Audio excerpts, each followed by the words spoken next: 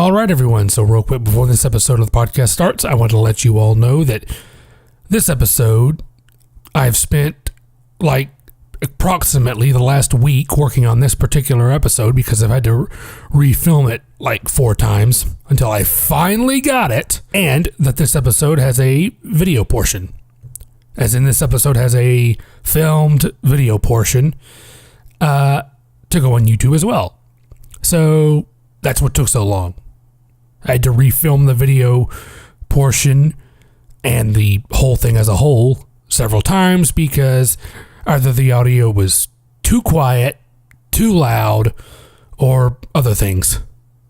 And even this finished episode, even the finished episode is still a bit So I had to film it over the course of 2 days.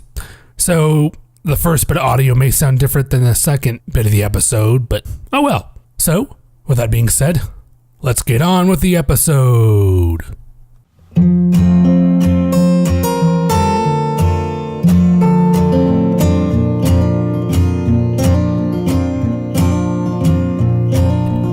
All right, everyone, welcome back to the Anything and Everything podcast, episode 32. So this is the third or fourth time I've actually legitimately tried to film this. So I've been trying to do this for a solid single week. And every single time I've done it, the volume has been either too high, too low, my camera's died on me, which it probably will do now, but I don't really give a fuck anymore. If I have to take a whole month to do this, I will. So yes, I filmed this.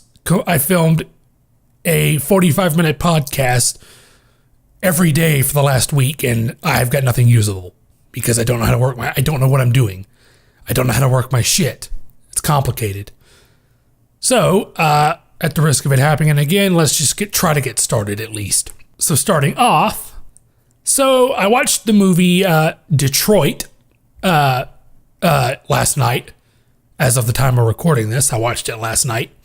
And Detroit was the movie that came out, I believe it was July, August, one of those two, last year. That was on the Detroit riots of 1967. And it's done by the same director who did The Hurt Locker, Catherine Bigelow, and the only female director to ever win an Academy Award, which is unfortunate. There's a lot of women who should win an Academy Award for Best Director. I also don't know who the Oscar nominees are for this year. I think Greta Gerwig got a Best Director nomination for Lady Bird, I think. Upon further review, Greta Gerwig is nominated for Best Director for Lady Bird. Yay! It was a good movie. I thought it was good. Although I don't think it did very well at the box office, if I remember reading correctly. I don't think Detroit did very well at the box office. The acting is very good, especially the actor who plays Larry Reed, and all of the characters are actual people. Some of whom that are still alive, they actually did some behind the scenes stuff with, like interviews for the film. So the actor who plays Larry Reed, I hope I'm pronouncing his first name correctly, Al G. Smith, I think is how I'm going to pronounce it. He's very good. He's very good playing Larry Reed, who was one of the survivors. He's very good in the film. I'm not sure if he's acted in anything before or he's a new actor or what. And he has, in fact, done other roles before he starred in Detroit, but that was the first movie that gave him critical acclaim. But regardless, he's good. He's good. Also, John Boyega from Star Wars, or the newer Star Wars films, he's very good as well. And another especially, we'll say, terrifying actor was Will Poulter as Philip Krause, who was the, you might as well call him commander of the whole Algiers Motel incident He might as well have thought himself commander during the whole thing. But Will Poulter is terrifying.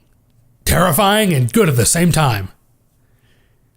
I can imagine, even on set when he was yelling out his lines like that, I can imagine it at least made some of those actors jump when they weren't sure when he was going to yell them. So I'd be jumping. I'd be like, holy shit. I'd be like, I know this is a film, but God damn it, I'm still terrified. So yes, the acting is phenomenal. I like the way they filmed it as well. Sort of a handheld style, if you will, which I like. I like that style of filming. It almost had almost an actual documentary feel to it. It kind of looked like a documentary, and that was kind of cool. I like that filming style. In my view, it makes things more realistic, which is especially the case of a movie like this. You'd want to make it very realistic. So like I said, all of the characters are based on actual people. They're based on the actual people that were in the Algiers hotel during the Detroit riots. And I'll say this. Obviously, you can tell how old I am, especially for someone like me who didn't experience that time period. It's very eye-opening. I thought it was a very eye-opening film, actually. It made you really feel bad for those people. They were just relaxing at a hotel in what appeared to be in the film a quiet part of the city. The fucking security forces and at that part of town basically turned it into a hellhole. They're the ones who disrupted the peace of the place. Those people weren't doing anything. So that's why it makes at least me feel bad for those people. And one thing I was very glad for was, thank God that it's not like that anymore. Usually. For the most part. You still have quite a few instances every year of cops doing some horrible, horrible shit. Whether it be to people just because one, they're not from the U.S., two, they're not white, or whatever it may be. But I think most people would agree with me, it's better than it was 50 years ago. I think we can all partially at least agree on that. Thank God we're not in the 60s anymore. I don't think I could have lived in the 60s, dude. Maybe I could have lived in the 70s or 80s or early 90s. I was born in 95, so early 90s. Other than that, I don't know, the early 90s weren't too good either. And I know a lot of you may have your own opinions on civil rights stuff and the 60s period and all that. Very good movie. I recommend checking it out. If you have 2.5 hours, because it's a rather long film.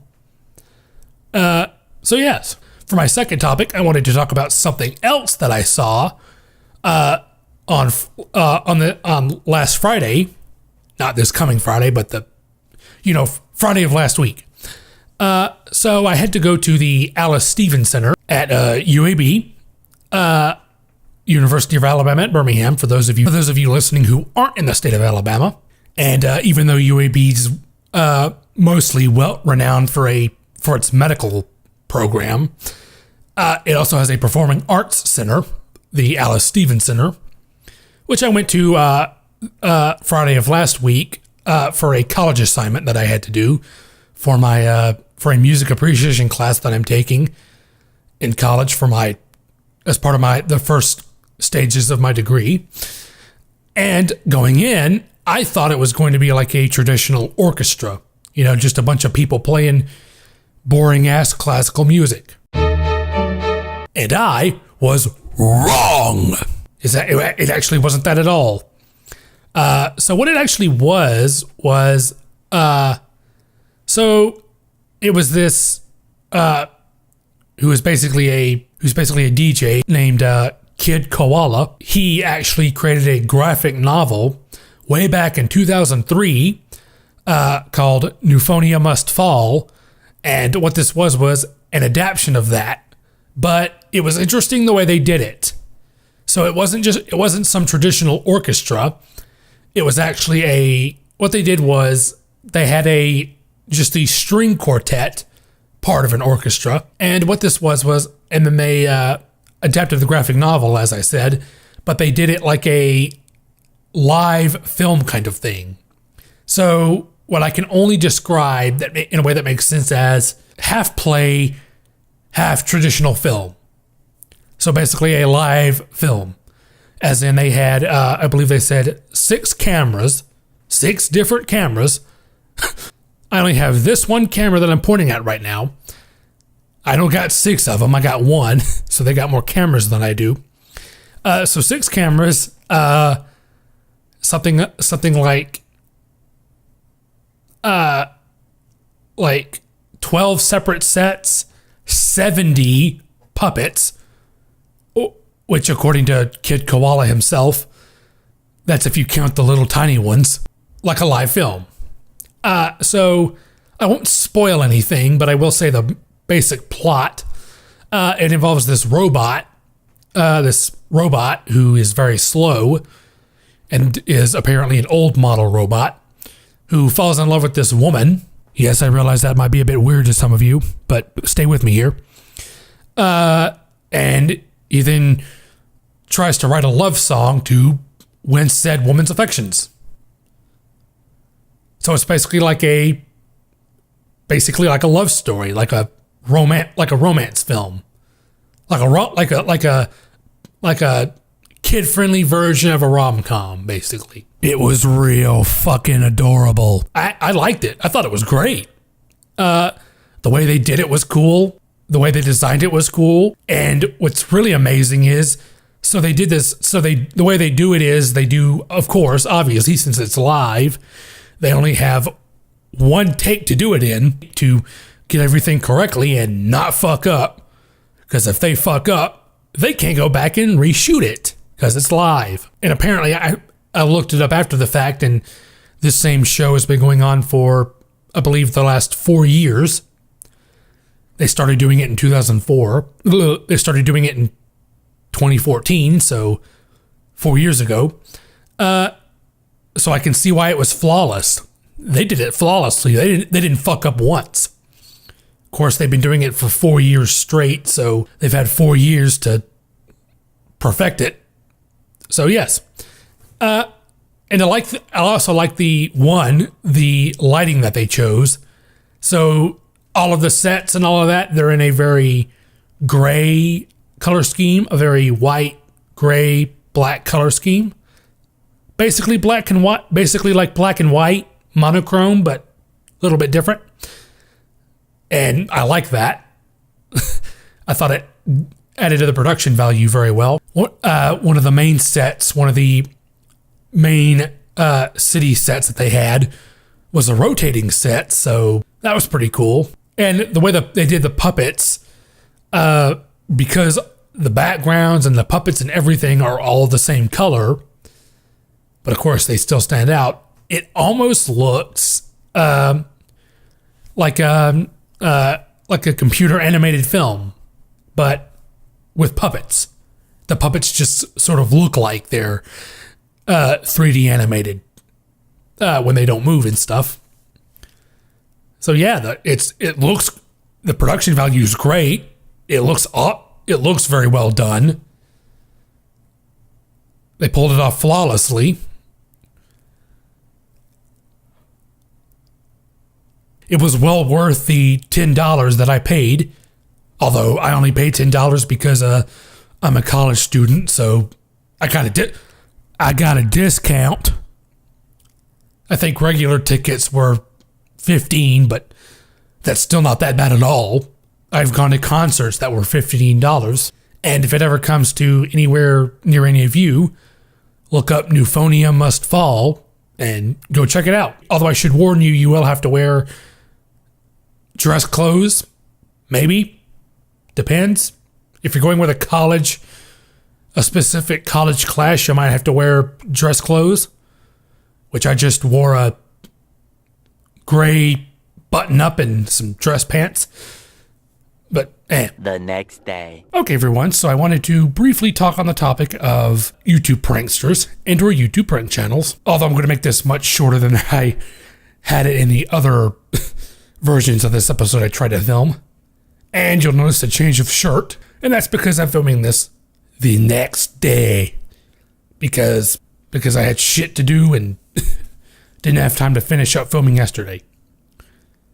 So, just a little side note, my episodes are all over the place. I never film them all in one day usually. I've never been into prank channels. I've never watched prank channels. I don't care for prank channels. Never did watch them because I don't care. That's just not my thing. But it might just be because I'm boring as fuck and have the mind of a 30-something-year-old. YouTube prank channels aren't nearly to the level they were years ago. So in my opinion, I don't think YouTube prank channels are anywhere near what they were several years ago, back when they were really popular. So, and because all of the pranks on those said channels, all of these prank channels are basically 99% fake. And everyone knows it. And I think that's what contributed to the fall of prank channels. Because people realized they were fake, and people don't want to see fake pranks. Most people don't want to see fake jokes. They want to see real jokes because it's funny, and they work better because the person is actually basically pranked. People don't want to see fake pranks and or fake jokes. It doesn't work that way.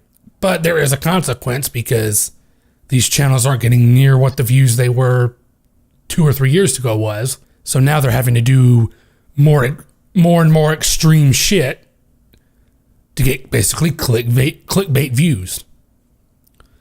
I won't talk about any of the examples because it'll take way too long and we only have a set amount of time here on this podcast. But I'll throw some examples. So Sam Pepper, obviously, everybody knows who that is. We all know what he did. And we all know what his bullshit explanation was. Yeah, his stuff might have been fake, but it was still in very poor taste. And I'm sorry, but there's shit you just can't joke about, okay? I'm sorry.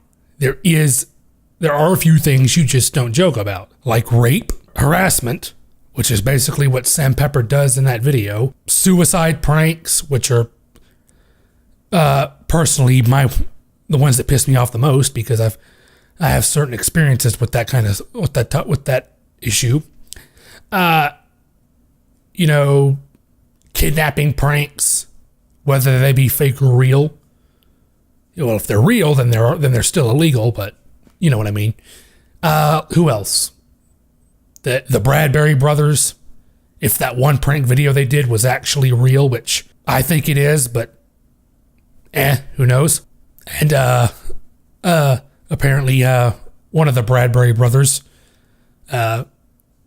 Ethan Bradbury, whose pranks now are he just tries to be as annoying as all hell. I think he has some prank videos now where he just goes out in the middle of what appears to be Los Angeles and just walks up to the largest group of people he can find and just goes,